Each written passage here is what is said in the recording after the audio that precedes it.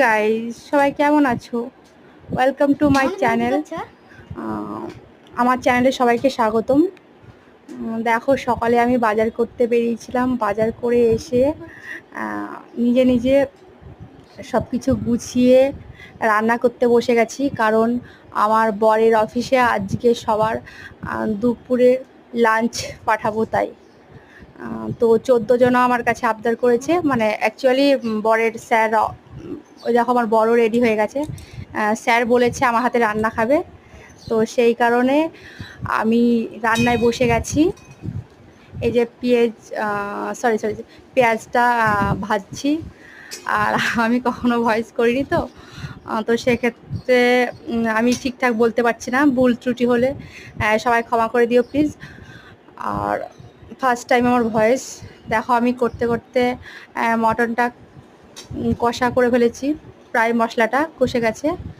এবার মটনটা দেব। হ্যাঁ, তারপর আস্তে আস্তে আমি এতটা করিনি, তো যেহেতু কোয়ার্টারে আমরা 4 জন আছি, এত কিছু লাগে না। তো সেক্ষেত্রে যেহেতু বরের অফিসে খাবারটা যাবে, একটু ভয়ে ভয়ে আস্তে আস্তে করছিলাম। আমি মানে খুন্তি দিয়ে ঠিকঠাক করে নাড়তেও পারছিলাম না, মানে এতটা অনেকটা পরিমাণে আছে, তো আমি সেক্ষেত্রে পারছি না। তো আস্তে আস্তে যাই হোক করছি। জানি না স্যাররা খেতে কেমন বলবে কি জানি না, সেটা একটু নার্ভাস আছি। তো সেই জন্যই দেখো প্রায় আমার হয়ে গেছে। এবার হচ্ছে মটনটা নামিয়ে নেব।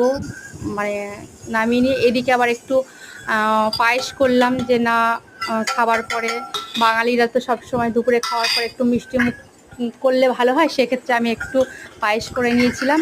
তো আমার বাড়ি থেকে ওই খেজুরের গুড়ের পাটালি ছিল, তাই আমি ওটা দিয়ে আমি ওর বাবাকে বললাম একটু পায়েস করে দিই। তারপর আমার এটা প্রায় মটনটা রেডি হয়ে গেছে। এবার নামিয়ে নিয়েছি। এবার জল দিয়েছি, ঝালটা দেব আর কি। এই দেখো আমার ভাতও হয়ে গেছে। ভাতটা নামিয়ে নিচ্ছি, মানে জল ঝরিয়ে ঝরিয়ে নামাচ্ছি। নামিয়ে ওইদিকে আগে থেকে আমি সব কিছু মানে সবজিগুলো ভেজে রেডি করে রেখেছি।